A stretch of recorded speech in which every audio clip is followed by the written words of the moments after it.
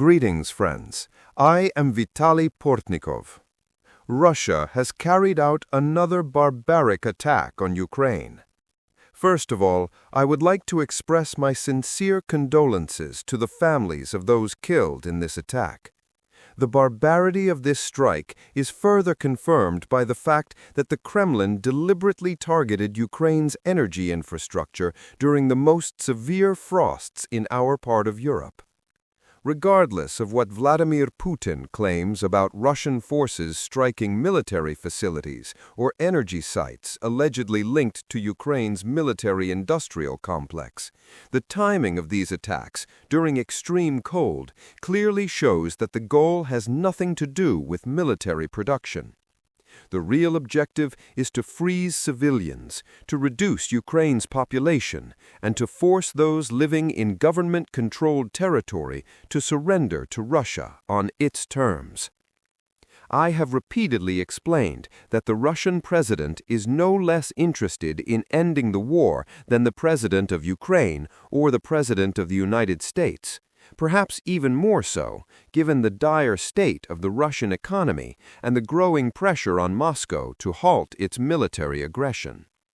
However, Putin envisions the end of the war only as Ukraine's capitulation, under conditions that would first turn the Ukrainian state into a country with severely limited sovereignty and eventually erase it from the political map, making it part of the Russian Federation. Since Russian troops have failed to achieve this goal for 4 years after the full-scale invasion launched in February 2022, the Kremlin now hopes to force Ukrainian society to accept that there is supposedly no alternative to surrender. This explains the intensified attacks on Ukraine's energy infrastructure in recent months, and now in January 2026. I have no doubt these strikes will continue as long as Putin believes unbearable living conditions can break Ukrainian resistance. The fact that Ukraine continues to survive under these conditions only further enrages the Russian president and his criminalized inner circle. A particularly alarming episode is the possible strike involving the so-called Oreshnik missile in the Lviv region. We still lack full details.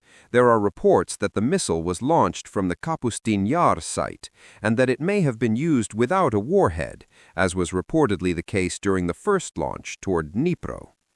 But it is crucial to understand, launching such a missile without a warhead toward western Ukraine makes no military sense. This was not an attempt to destroy a specific target, nor a signal to Ukraine itself. Above all, it was an attempt to intimidate Europe.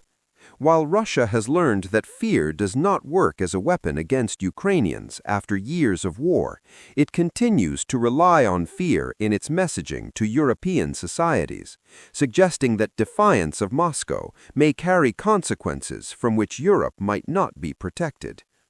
Especially given ongoing doubts about whether the United States is prepared to defend Europe against potential Russian aggression, such demonstrative actions may be intended as a signal following European decisions to freeze Russian assets and allocate those funds to support Ukraine's budget for the coming years of war.